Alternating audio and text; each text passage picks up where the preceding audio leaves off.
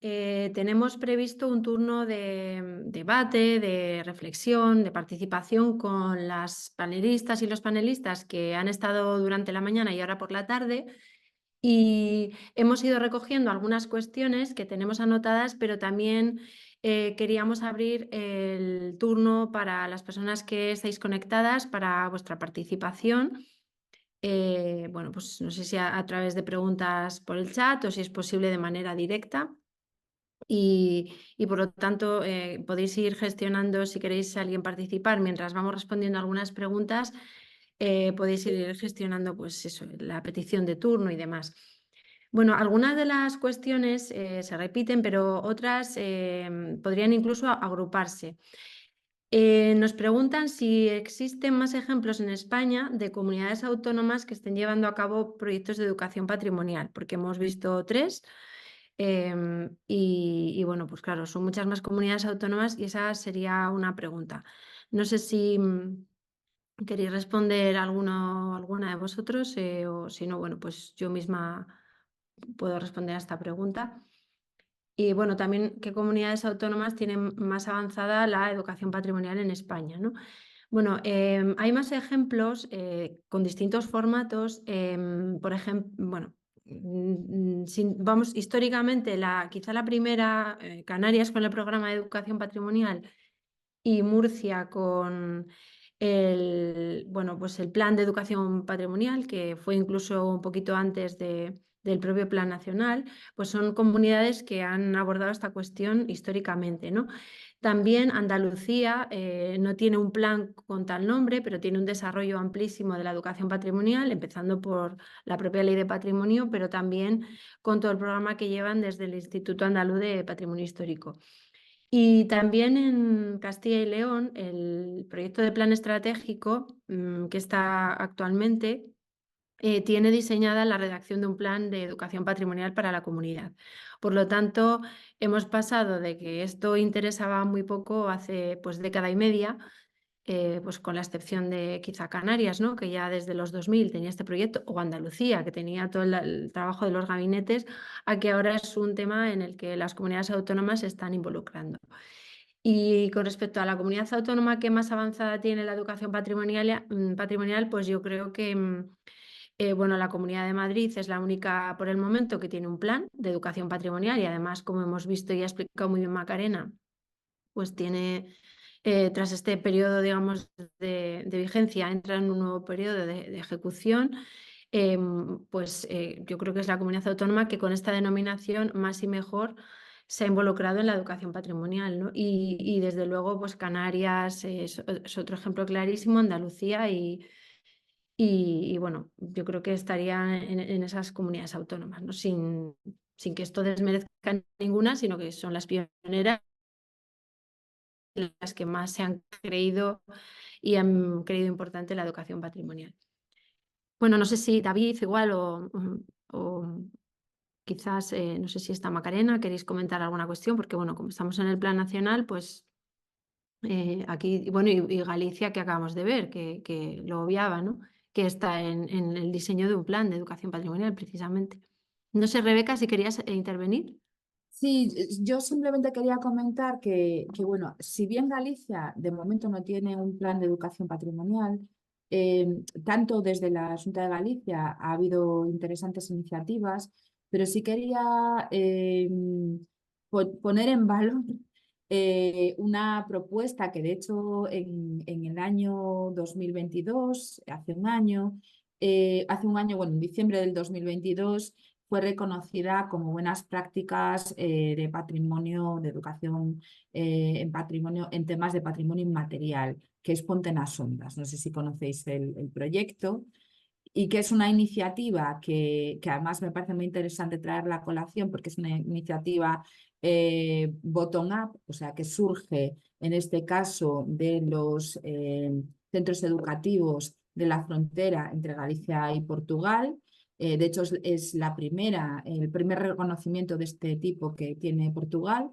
Y que sin embargo ahora, y por eso me parece importante ponerlo en valor, una vez que ha sido reconocida, ha sido propuesta por la Junta de Galicia para llevarse a otros espacios, con lo cual me parece muy interesante y bueno, que las cosas en ese sentido se empiecen a mover. Es decir, aunque todavía no haya un plan, sí que hay muchas dinámicas de interés y por lo menos se está recogiendo desde la administración pública este tipo de iniciativas, ¿no? Bueno, yo creo que Sí, sí, sí. Además son muy histórica. Ujú. interesantes. Interterritorios, interpaíses, una propuesta muy, muy interesante también Sí, que afecta a las aulas, ¿no? Ujú. que afecta a la base, de hecho. Entonces, Eso esos es. van a ser Ahí empieza todo. los educadores del mañana. Sí. Otra pregunta tiene que ver con la inteligencia artificial, va más dirigida a Pilar Rivero, pero la podemos contestar todos. ¿De qué manera crees que la inteligencia artificial puede cambiar las formas de relación con el patrimonio cultural, ¿no? ¿Y cómo puede ser esto? Bien, pues en principio, vamos a ver. La cuestión es que la inteligencia artificial, lógicamente, es una manera de comunicarse con máquinas, no con personas, con lo cual no entraría dentro de todos esos procesos de humanización que son ahora la tendencia. Claro, lo que sí que entraría es en la manera en la que las personas podemos generar contenidos y generar, por tanto, recursos y facilitar una mayor inclusividad por la variedad de recursos respecto a el proceso, digamos, de educación patrimonial. Esto es, va a cambiar muy fácilmente todo lo que es producción, ¿no? La inteligencia artificial generativa, y de hecho ya estamos practicando estas cosas, puede cambiar. En ese sentido, nosotros estamos pidiendo un proyecto de investigación al respecto, que no sabemos qué frutos dará en el caso de que nos lo concedan. Puede agilizar las labores de investigación a la hora de aplicar herramientas, esas herramientas de análisis que hemos ido mostrando esta mañana, a la hora de etiquetar categorías, dimensiones, etcétera, en los diversos materiales o en los diversos conjuntos de mensajes comunicativos en torno que crean los museos, etcétera. Entonces nos va a ayudar en la producción de materiales, nos va a ayudar mucho en la investigación, pero recordamos que el proceso de generación de conocimiento y el proceso de intercomunicación en el ámbito de la educación patrimonial, como en todos los demás, es un proceso humano, ¿vale? Y por tanto, esta tendencia de ese análisis de la tecnología, no por el soporte ni por el software, sino por la relación humana que conlleva y que hay detrás, es la tendencia actual, es la tendencia de nuestra educación patrimonial tecnológica, es la tendencia del Grupo de Ciudades de UNESCO, y eso, digamos, va a seguir allí porque una cosa es la tecnología y otra cosa son los humanos detrás de la tecnología. Ujú. Muy bien, muchas gracias, Pilar. Bueno, si alguna queréis intervenir del panel, pues nada, yo creo que abrís micro y ahora se puede hacer perfectamente. Para Pablo de Castro, la pregunta es, ¿qué tiene que tener un proyecto, además de lo que has explicado, ¿no? para ser verdaderamente innovador en educación patrimonial y cómo te motivas o de dónde te surgen las ideas para arrancar estos proyectos?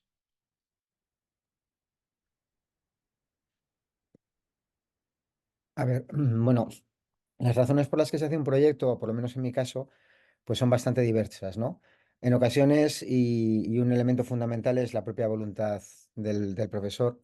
Es decir, yo creo que a diferencia de lo que dicen muchos compañeros, o incluso las propias recomendaciones, diría, desde ámbitos más académicos, el centro no es necesariamente el estudiante. El profesor juega un papel importantísimo en esto. Entonces, a veces busco la inspiración para hacer los proyectos en la propia necesidad que tengo yo de explorar algunos temas que son propiamente curriculares, por ejemplo, ¿no?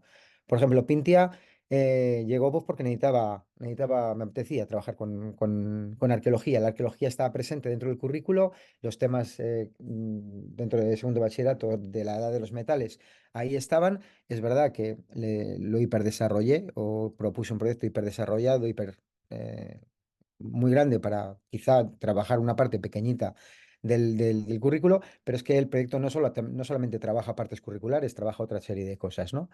En otras ocasiones, pues las razones por las que se monta un proyecto, en mi caso, pues son derivadas directamente de la exploración del grupo. Tú te encuentras con un grupo que tiene determinados problemas, determinadas circunstancias, yo qué sé, la guerra, no sabe trabajar en equipo. Y entonces a partir de ahí planteas una intervención en el aula que persigue un poco corregir esas circunstancias, ¿no? Entonces, las razones, ya digo, son bastante diversas. Luego, por supuesto, está el propio currículo. Currículo, en nuestro caso, pues digo en nuestro caso, es decir, los profesores que impartimos asignaturas que tienen que ver con las artes plásticas o que tienen que ver con la historia, con la arqueología, con las ciencias sociales, creo que nos ofrece muchísimas posibilidades, ¿no? Entonces, por ahí iría, ¿no? Es decir, es una mezcla entre qué me apetece hacer a mí y qué creo que es necesario para que mis alumnos aprendan. Porque desafortunadamente lo que tienen que aprender no es necesariamente solo lo que está en los libros de texto. Tienen que aprender a trabajar en equipo, tienen que aprender a comportarse, tienen que aprender a ser responsables, tienen que aprender a guardar, a presentar cosas en plazos determinados. Yo creo que todo eso forma parte también del procedimiento. Y en cuanto a qué otras cosas pueden incorporarse a un proyecto, bueno, pues también ahí es importante hacer una mirada sobre el material humano, ¿no? Yo he desarrollado proyectos como por ejemplo Urueña o, por ejemplo Viatores, que además nos dieron sendos premios bastante importantes y que mis alumnas celebran muchísimo porque se fueron de viaje a raíz del desarrollo de esos proyectos.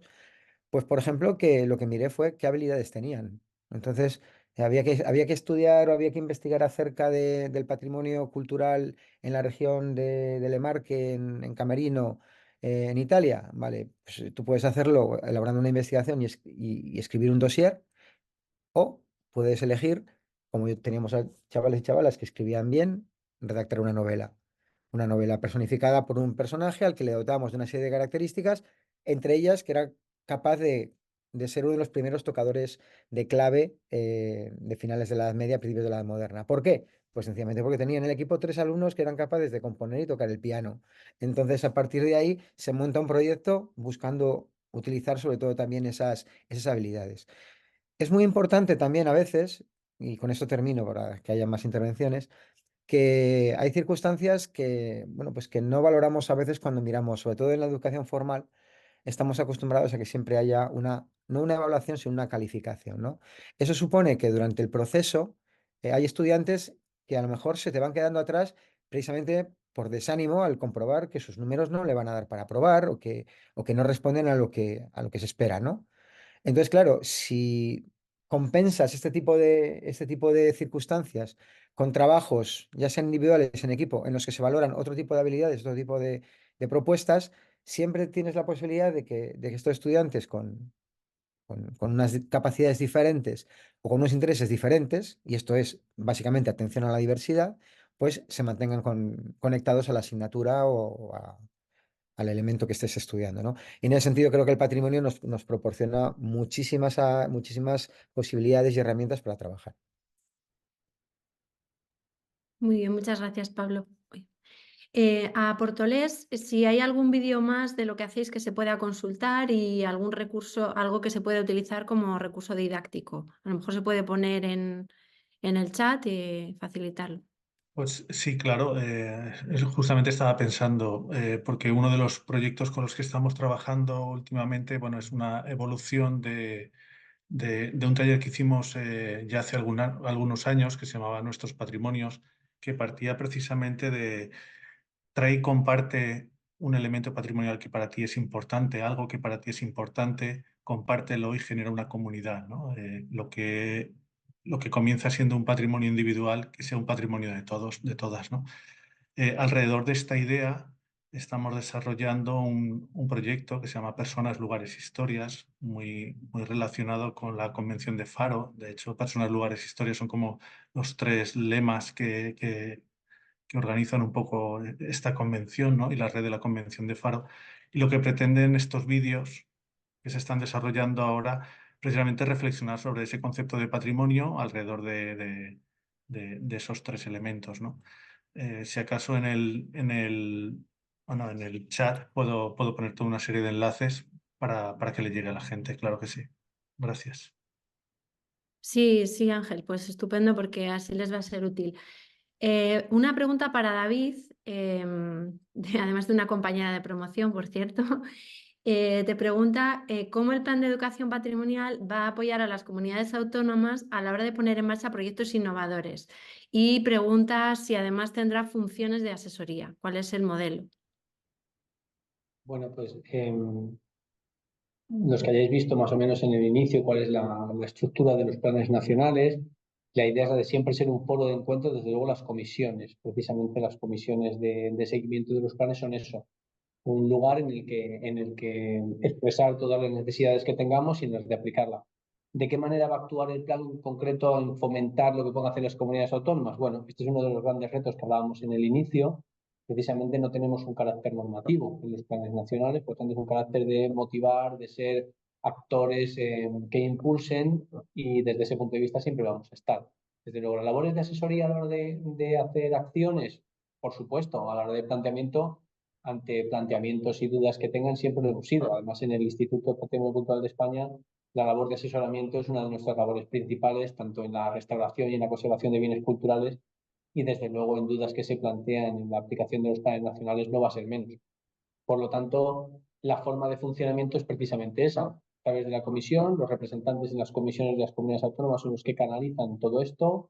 Si quieren ver proyectos, si quieren plantear proyectos para plantearlos en el marco del plan, iremos desarrollando la manera de plantearlos. No es un ámbito de financiación de manera concreta a los planes nacionales, pero sí de establecer estos criterios y estas metodologías de las que hablábamos. Me gustaba mucho escuchar hablar a Pablo porque decía, el patrimonio nos ofrece muchas vías para trabajar, ¿no? Y la pregunta era, ¿cómo lo haces para ser tan innovador, ¿no? Bueno, pues al final está demostrando que el patrimonio tiene las vías cuando la formación está detrás y cuando el conocimiento está detrás. Entonces, al final, lo que intenta ofrecer el plan es precisamente eso, decir, oye, hace falta este conocimiento y existen vías para trabajar el patrimonio de una manera u otra. Por lo tanto, el apoyo por nuestra parte del instituto va de suyo, canalizarlo, invitar a todos a canalizar a través de los representantes en la comisión de las comunidades autónomas todas las propuestas y si tenéis dudas, desde luego estamos abiertos para recibirlas a través de la web del instituto. Tenéis la forma de conectar con el instituto si queréis, así que animaros a hacerlo. Gracias, David. Bueno, una pregunta para Ana Laura y Pablo César. Nos preguntan si en Brasil los maestros estudian patrimonio y si los arquitectos estudian educación.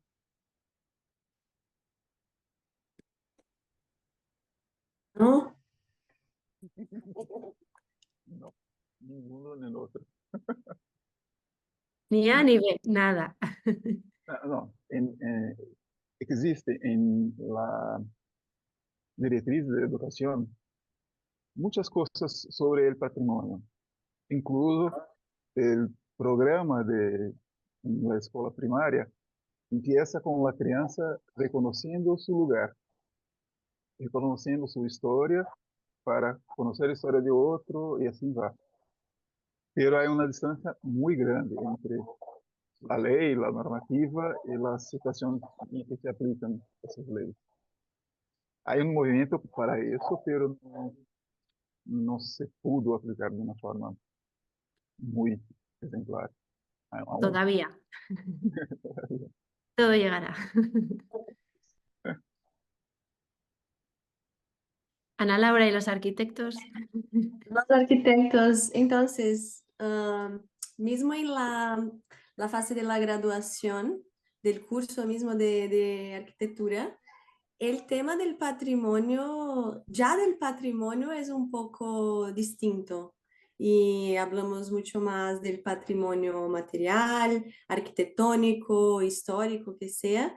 Y la parte de educación patrimonial todavía no aparece y no aparece también mucho este otro tipo de patrimonio que estamos hablando y discutiendo acá en este curso de la relación con las personas, de un patrimonio que es también inmaterial, sensible, afectivo.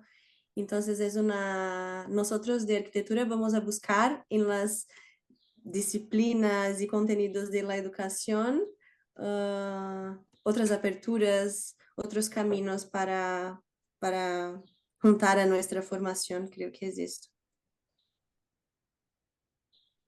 Muy bien, muchas gracias.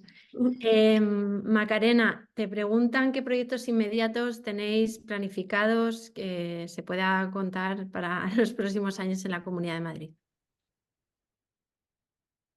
Hola, un momentito. Ahora. Bueno, pues yo creo que nuestro proyecto principal en el que estamos inmersos es la renovación del plan de educación patrimonial, ¿no? También estamos inmersos en la elaboración de la próxima edición de la encuesta de percepción social del patrimonio cultural de la Comunidad de Madrid. Este año pondremos el foco en el patrimonio inmaterial, al hilo de declaraciones de bien de interés cultural recientes, como ha sido el caso del flamenco, alrededor de la cual hemos hecho también una exposición. Y bueno, pues para nosotros es muy importante, como he mencionado, la participación en el Congreso Internacional de Educación Patrimonial. Al margen de ello, tenemos numerosas iniciativas pues de carácter positivo. Vamos a continuar, tenemos la suerte de poder continuar exponiendo en el Águila con otra exposición Site Specific para finales de año. Perdón, quería decir en Vista Alegre. Y será una exposición que cuente un poco la historia de la finca en relación con su entorno inmediato. También tendremos exposiciones en el Águila para 2025 y 2026. Esas me las voy a reservar para dar la sorpresa, como se ha animado a que nos sigáis en redes, en web y a través de la newsletter, pues si os suscribís tendréis la primicia. Y bueno, por supuesto, es estratégico para nosotros seguir con iniciativas como los cursos de educación patrimonial, o una iniciativa que no he tenido tiempo de comentar, como es Mi Paisaje, que realizamos en colaboración con la Dirección General de Juventud. Este año hemos hecho la segunda edición y mediante la cual acercamos a los institutos, a 5 clases, hacemos un sorteo y entre todos los peticionarios se elige a 5 clases de la Comunidad de Madrid y se les invita a visitar la exposición de región allá donde se encuentre. Como hemos dicho, ahora mismo está itinerando por la Comunidad de Madrid. Posteriormente, el fotógrafo o fotógrafa que ha hecho las fotografías en la misión de región sobre ese municipio, pues va al centro, les cuenta cuál ha sido su mirada, qué ha tratado él de retratar, ¿no? a la hora de hacer sus fotografías para este fondo, y anima, junto con una empresa de mediación cultural, a los chicos a fotografiar su patrimonio, ¿no? Y mediante este proceso pues se produce un cambio en la mirada. Ellos fotografían su entorno, realizan una selección de estas fotografías en base a qué se sienten más vinculados, ¿no? Y luego hacemos una sesión conjunta con los 5 institutos y unos a otros los chicos, con ayuda de sus profesores y de los fotógrafos, pues exponen, ¿no? su punto de vista, cómo se ha producido este cambio de mirada y qué ha supuesto para ellos esta iniciativa, ¿no? También es otra de nuestras iniciativas cualitativamente más significativas. Y bueno, la hemos hecho este año y estamos muy contentos de decir que el año que viene la repetiremos. Y bueno, es que hacemos muchas cosas más, pues tenemos visitas guiadas, tenemos congresos, tenemos talleres, así que seguidnos y unidos a nuestras acciones. Macarena, bueno, nos saluda o especialmente, bueno, nos da la enhorabuena a todos los ponentes, pero un saludo especial a ti, que es una persona que fue compañera tuya en la universidad. La pregunta en realidad es para todos y todas, y le gustaría saber si vemos viable que el patrimonio llegue algún día a ser una asignatura más en los colegios. No sé si queréis alguno comenzar. David, igual, que te veo que te revuelves. No, no sé qué es una asignatura sobre patrimonio realmente, ¿no? Si la asignatura sobre patrimonio se trabaja, ¿no? Le vas a contar en una asignatura de manera formal de qué manera tienen que entender el patrimonio, acaba siendo una historia del arte o una historia poco más o menos en la práctica, ¿no? Entonces, una asignatura sobre el patrimonio creo que no solucionaría mucho de eso, soluciona mucho más que haya docentes formados, que haya docentes motivados en utilizar el patrimonio como un recurso más que en darles a los chicos, a las chicas una asignatura más sobre patrimonio o cambiarla. A lo mejor esas asignaturas están mejor que en los colegios y en las universidades, pero no sobre patrimonio, sino sobre lo que puede significar el patrimonio para la sociedad. Desde luego, en todas las que tienen que ver con humanidades de una forma u otra, creo que esa sensibilidad sería interesante que se construyera en un país como España, que tiene una potencia de patrimonio espectacular, y que todos los profesionales que van surgiendo y que en algún momento determinado están vinculados a la gestión, que lo tuvieran desde que se están formando, ¿no? A lo mejor tiene más sentido ahí que darle a los chicos y a las chicas en una edad de 13, 14 años unas clases sobre lo que tiene que entender por el patrimonio si no lo van a vivir en la práctica. Creo que serían más útiles acciones concretas con ellos más que una asignatura más. Bueno, yo ahí coincido totalmente con David y, bueno, de hecho, como comentabas, ha habido ya ha habido en el currículum una asignatura sobre patrimonio en algunas comunidades, y al final acababan siendo, pues, es una relación de contenidos relacionados con la historia del arte, que pasaba lo mismo, a quienes hemos estudiado historia del arte nos ocurría lo mismo, ¿no? Que las asignaturas que se llamaban o apellidaban patrimonio o patrimonial al final eran exactamente lo mismo. Pero por otra parte, también ya hay contenidos curriculares y además desde la LOCSE están incluidos en diversas asignaturas, ¿no? Y yo creo que ahí, David, dabas con la clave que quizá no es tanto los contenidos relacionados con el patrimonio, sino los verbos, o sea, las acciones que nosotros, los maestros y las maestras o el profesorado de secundaria tiene que llevar a cabo con esos bienes, ¿no? Y que ahí está la clave, cuando aparece sensibilizar, cuando aparece valorar. Y por último, has tocado otro tema que para mí es el más importante, y es la formación de los docentes, porque ahí empieza y acaba todo, ¿no? O sea, si quien va a ocuparse de las siguientes 2, 3 generaciones no sabe cómo abordar el patrimonio cultural porque ni siquiera le parece valioso, porque su propia historia de vida en su formación inicial no ha tenido la oportunidad de formarse adecuadamente y después en la universidad tampoco, difícilmente va a formar a las futuras generaciones, ¿no? Entonces yo creo que un país serio con el volumen y potencia de patrimonio mundial que tiene, patrimonio que tiene el nuestro, no se puede permitir que la formación de los maestros no haya una alta profesionalización, digamos, ¿no? Y yo aquí sí voy a aprovechar para informar simplemente que hay un movimiento dentro de la Sociedad Científica SEA para la Educación Artística que promueve y que solicita y que ha acudido en varias ocasiones al Ministerio de Educación, y ha hablado también con formación profesional, la incorporación de una mención para los maestros y maestras de primaria en contenidos culturales y patrimoniales, ¿no? De alguna manera reivindicando la idea de que esto no puede impartirlo cualquier persona, que son muchísimos contenidos que no caben en una asignatura y que este país tiene que tomarse en serio la enseñanza del patrimonio desde las edades más tempranas, y para eso se tiene que tomar antes en serio la formación del profesorado, ¿no? Entonces, es una cuña, pero en realidad es un movimiento que es absolutamente consultable en Internet y que además ha generado, pues, muchísimos documentos de prensa, comunicados y demás, ¿no? Lo que se pide es esto, la profesionalización de la educación patrimonial en la etapa de primaria, sobre todo, en la formación de maestras y maestros. Bueno, no sé si alguna o alguno de los que estáis queréis añadir algo más a este tema, que es un tema central, pero si no tenemos alguna pregunta más, no sé si alguien... Vale. Bueno, me preguntan a nosotros, en realidad a mí, pero también a Pablo, que está en este proyecto, si es posible, a ver dónde está, ¿cuándo podremos ver el documental del proyecto del observatorio que he presentado y cómo crees que contribuirá a cambiar la mirada hacia el patrimonio? Bueno, yo lo que os he presentado, como os decía, es nada, un minutito de una parte de lo que se ha filmado, pero que todavía faltan las piezas de cada una de las personas que habéis visto en ese documental, ¿no? Entonces nosotros, el documental tiene que estar terminado en noviembre, porque el proyecto acaba en noviembre, y la idea es poderlo difundir pues en televisión, porque hemos contratado a unas personas pues que realmente trabajan muy bien y que han dirigido otros documentales pues que han sido muy, muy bien valorados y premiados y demás. Y la idea es que se pueda difundir en televisión pública, por lo menos, ¿no?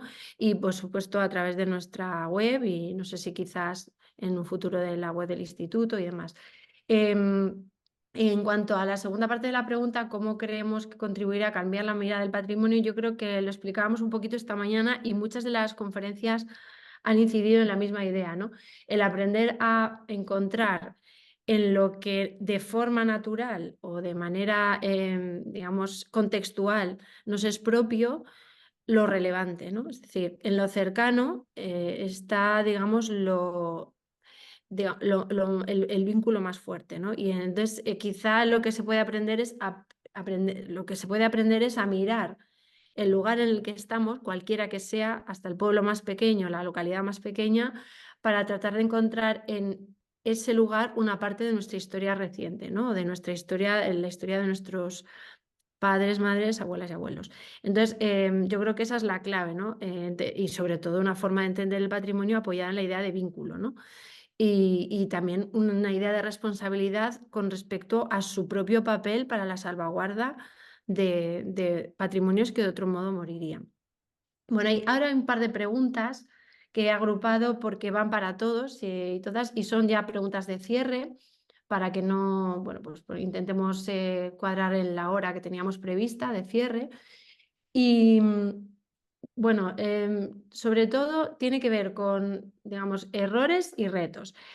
Y uno o dos preguntas. ¿Dónde situáis los mayores puntos de fracaso o situaciones o aspectos de fracaso de la educación patrimonial en España? Y ¿cuál sería el mayor reto para la educación patrimonial del futuro? Yo creo que si dos o tres de vosotras y vosotros podéis responder a esto, ya es una manera buena de cerrar. Las he querido unir, ¿no? Porque por no cerrar con fracaso, pero sí quizá unir algunos fracasos o lo que no hemos hecho bien o de lo que tenemos que aprender con algunos nuevos retos que nos podemos plantear para el futuro. Y ahí ya pues contestad quienes queráis.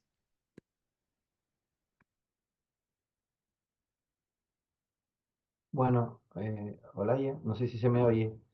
Mira, Sí, quería sí. hacer un pequeño combo, porque antes igual toqué algo y no se me escuchó, referente a la pregunta anterior de un profesorado, una asignatura de patrimonio, ¿no? Mira, yo te puedo comentar la experiencia que nosotros tenemos brevemente, para no saltarnos el orden de las preguntas, y lo uno también a esta última.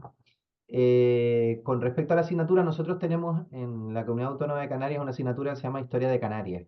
Actualmente está en tercero de la ESO. Creo que hubiese sido más correcto haberla incluido en cuarto de la ESO más que tercero, porque cerraría el ciclo, ¿no? Es una asignatura que tan solo cuenta con una única hora lectiva semanal, que es muy poco, y que a nivel curricular, y eso te lo puedo decir de buena tinta porque estuvimos nosotros en nuestra etapa en educación detrás del currículum precisamente de esta asignatura, se enfocó desde un punto de vista patrimonial, ¿vale? Claro, cuando nos tocó de alguna forma promocionar, aunque era una asignatura y sigue siendo una asignatura obligatoria, promocionar en las reuniones que nosotros teníamos con el profesorado, en los centros de profesorado, abro un paréntesis, reuniones con el profesorado es porque en aquel momento, y creo que a partir del curso que viene retomamos otra vez esa iniciativa, en los centros educativos de educación obligatoria en Canarias teníamos la figura del coordinador de patrimonio en todos y cada uno de los centros públicos de Canarias, con una hora lectiva para desarrollar de alguna forma proyectos que trabajasen con el patrimonio. Eso fue paralelo una cosa con la otra, la asignatura con ese coordinador de patrimonio, que a veces no coincidía el profesor que la impartía con ese coordinador. No era problema eso. El profesorado lo que nos preguntaba era precisamente con qué herramientas contaba para el desarrollo de su asignatura, y nosotros siempre le insistimos desde esas reuniones de coordinación, que además de hecho Pablo nos acompañó en esas jornadas formativas también para el desarrollo de proyectos, que era otra de las grandes preguntas, ¿no?, del profesorado, cómo elaborar un proyecto, ¿no?, que tuviese que ver como eje principal el patrimonio. Pues nosotros el razonamiento que siempre le hacíamos era de trabajar precisamente con el patrimonio cercano a los centros, y que esa asignatura se convirtiese en una asignatura de educación patrimonial, ¿vale?, aunque la denominación de la misma fuera Historia de Canarias. Eso por un lado. Y por otra parte, lo uno esto precisamente a lo de los fracasos. Yo creo que fracasos, no podemos hablar de fracaso. en ningún caso, porque, bueno, porque al fin y al cabo, el que lo intenta nunca fracasa. Pueden salir determinadas acciones o proyectos mejor o peor, pero uno siempre aprende de los errores también para llevarlos a la práctica. Y quizás el reto principal, y sobre todo te lo digo desde una comunidad autónoma que recibimos al año, pues aquí en Canarias, según los últimos censos, viven 2 millones de habitantes. Creo que somos el territorio de España, pues probablemente con mayor densidad de población, teniendo en cuenta el espacio de territorio, ¿no?, que abarcamos.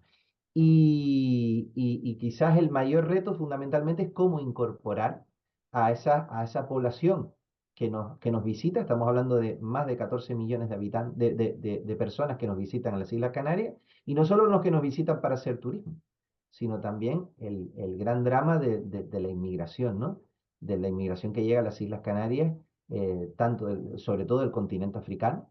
Bueno, ustedes lo ven día sí, día también a través de los medios de comunicación, ¿no? Esa población que viene para quedarse también, y cómo, de alguna forma, engranar pues la cultura de esas personas con la cultura de sustrato que está en las Islas Canarias, y que yo creo que eso, de alguna forma, es el gran reto de cara al futuro, ¿no? Porque hay una identidad que se está construyendo en la actualidad y que tiene, por un lado, el sustrato del espacio donde, donde habitamos, y de esas personas que vienen para quedarse, ¿no? Para instalarse aquí, de cualquier continente, con culturas diversas y demás.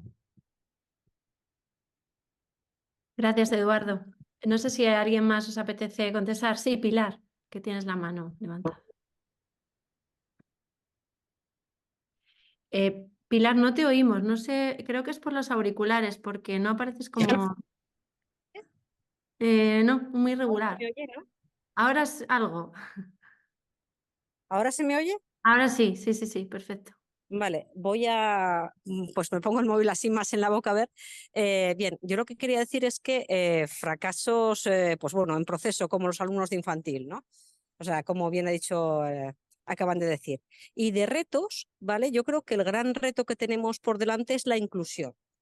Hablar de un patrimonio que sea inclusivo, esto es que no sea ajeno a ninguna parte de la población, por una parte, y por otra, que sea inclusivo en todas las acciones y todos los materiales y todos las cibercomunidades que vayamos desarrollando. Estamos notando a nivel de cibercomunidad, por ejemplo, estamos notando grandes brechas, no solamente por el acceso a las tecnologías, sino también por el interés que despierta un tipo de participación mediada tecnológicamente o no. Entonces, encontramos grandes brechas de interés por el patrimonio, con comunidades y grupos poblacionales muy amplios que no tienen acceso a todos nuestros elementos de interpretación. Entonces, creo que la inclusión y la atención a la diversidad, más que la inclusión, de todo tipo, es el reto pendiente. Gracias, Pilar. Pablo, también tienes la mano para... Sí, bueno, a ver, en cuanto a los problemas que podemos todavía tener y encontrarnos, a mí creo que, estoy de acuerdo con todo lo que se ha expresado anteriormente, pero creo que otro de los aspectos en los que podríamos también mejorar bastante es en superar, yo creo que la confusión existente entre los conceptos de educación, información y divulgación. Entonces, por supuesto, quizá todo ello es necesario, todos ellos son complementarios, no son necesariamente excluyentes, pero cuentan con unos objetivos de planteamiento sustancialmente diferentes. Y entonces, probablemente si pretendemos educar con algo que sencillamente informa, pues no estamos consiguiendo el objetivo, no estamos quedando a medio camino. En cuanto a los retos, pues yo creo que soy poco optimista al respecto, y por lo menos lo soy menos en nuestra comunidad. De hecho, le he puesto un mensaje antes a Macarena, que no sé si ha leído, lee el foro. Es que sería muy interesante convencer a todos los agentes de la necesidad, digamos, de educar en torno al patrimonio. Y cuando digo todos los agentes me refiero a todos, desde los niños en la escuela y las niñas en la escuela hasta nuestras políticas en las esferas de toma de decisión. Y sobre todo, que esta necesidad de educación se genere mediante que se realice mediante la generación de vínculos sólidos. Porque si no, pues nos vamos a hartar de invertir dinero en restaurar patrimonio y volverlo a restaurar, porque si realmente no conseguimos que la comunidad establezca un vínculo emocional, afectivo, personal, del tipo que sea, con esos bienes patrimoniales, pues los tendremos constantemente en riesgo. Muy bien, gracias, Pablo. Bueno, pues vamos a ir cerrando.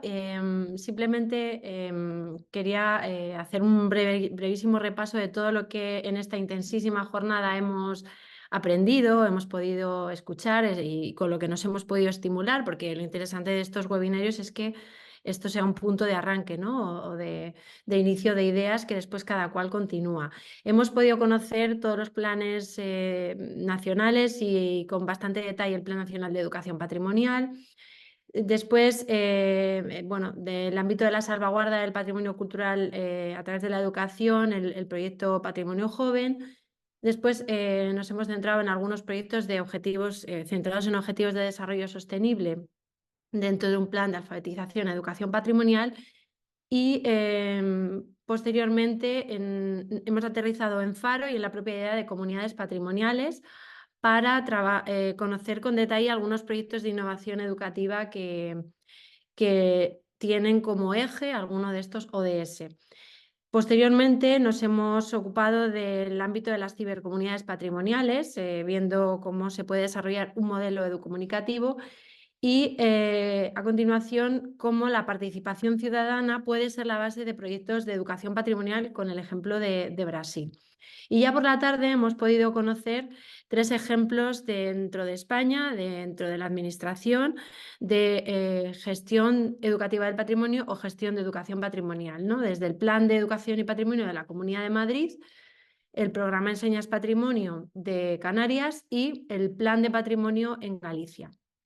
Queríamos agradecer a todas y a todos vuestra asistencia, vuestra presencia, vuestras preguntas y a los panelistas pues su generosidad por participar en este webinar y bueno, pues en sus aportaciones tan jugosas, ¿no? Y por desde luego ajustarse al tiempo también. Bueno, quería también de parte de mi compañera, de Esther, agradeceros a todos bueno, pues el haber participado, todo el proceso el proceso previo, a todos los ponentes, el proceso de preparación del webinar y también ella se quiere disculpar y me pide que haga un poco de su voz porque va en el autobús camino de Arqueos Rurales y que justamente va a hablar del plan de educación patrimonial, ¿no? Y quiere pues que os dé las gracias y que entre todos podamos hacer que la educación patrimonial sea clave para cuidar el patrimonio, ¿no? Porque hoy es la voz de todas y todos. Así que yo soy la voz de Esther, a la que por cierto tengo que agradecer también su magnífica labor de coordinación, ¿no? Y es un placer desde luego trabajar con ella aquí y en el plan. Y ya por último, agradecer al Instituto del Patrimonio Cultural de España y felicitarlo por la iniciativa, ¿no? Porque yo creo que ha sido un acierto y que sin duda puede ser un referente en educación patrimonial. Te paso la palabra, David, subdirector adjunto del Instituto del Patrimonio Cultural de España. Pues nada, también muy brevemente, sencillamente dar las gracias a todas las personas que han asistido hoy al webinar a lo largo de todo el día, agradecer el interés por la educación patrimonial, que creo que estamos construyendo entre todos una materia muy interesante y que es de gran interés para poder potenciarla, que merece la pena. Muchas gracias, Soraya, muchas gracias, Esther, específicamente a ambas dos por organizarlo, por haber impulsado y coordinado de manera tan excelente el Plan Nacional y que hayamos llegado a donde estamos hoy. Muchas gracias también a todo el equipo de formación del Instituto por organizar este curso de formación y todo el resto. Y bueno, pues muchas gracias también a los ponentes porque da gusto escuchar y ver que la educación patrimonial goza de buena salud y que seguiremos adelante. Así que amenazamos con volver, con tener más contenidos a través del plan, a través del instituto, a través del plan nacional, de los cursos de formación.